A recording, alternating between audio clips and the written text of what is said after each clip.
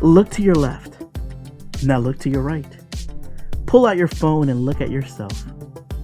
You are surrounded by liars.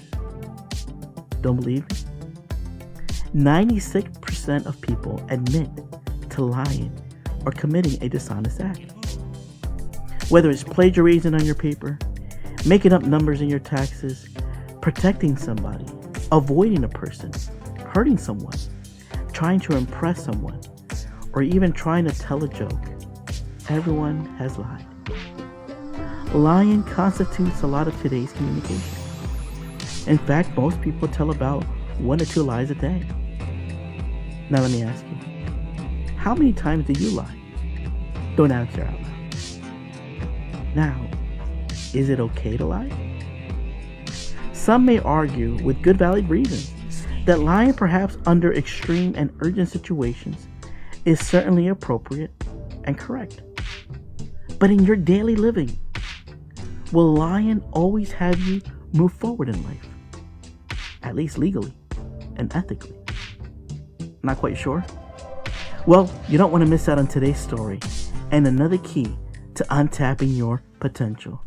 Welcome to Untapping Your Potential, where we will share with you motivational stories, motivational figures, comeback stories, and public speaking tips that will keep you growing and inspire you to take action.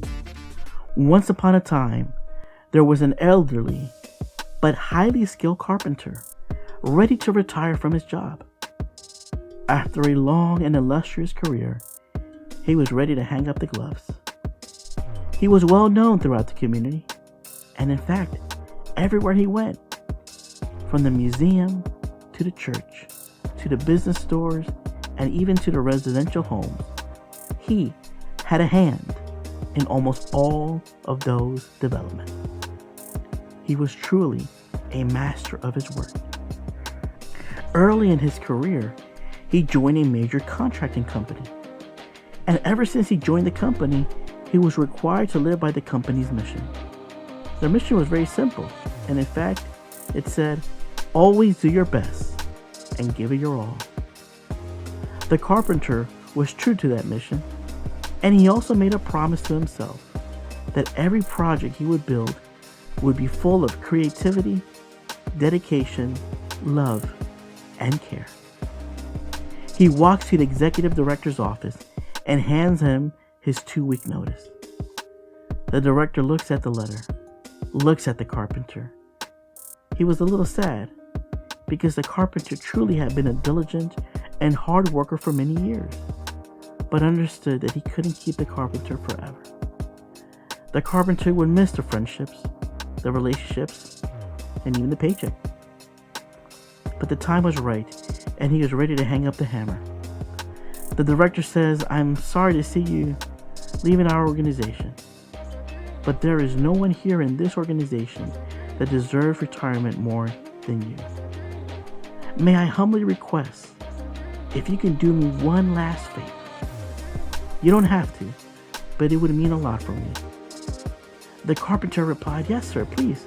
Tell me, what can I do for you?" The director said, "Just build me one more house.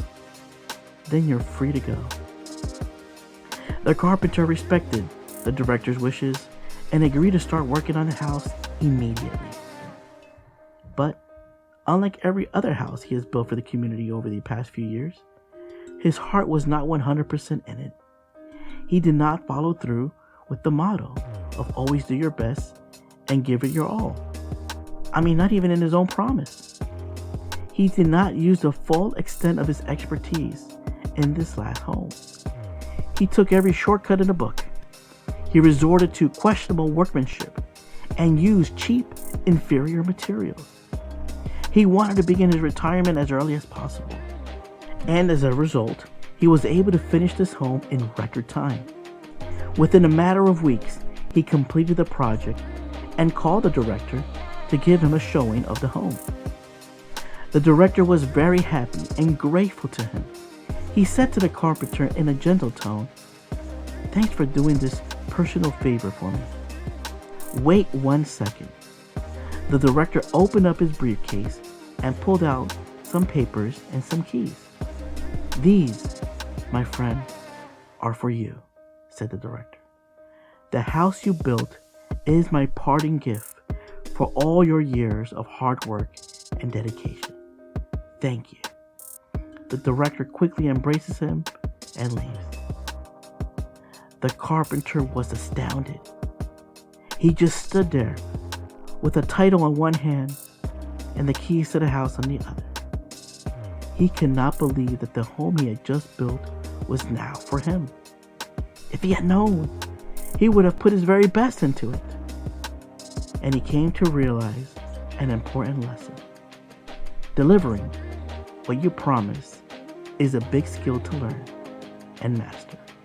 Robert Murray. See? I told you lying would always get you ahead.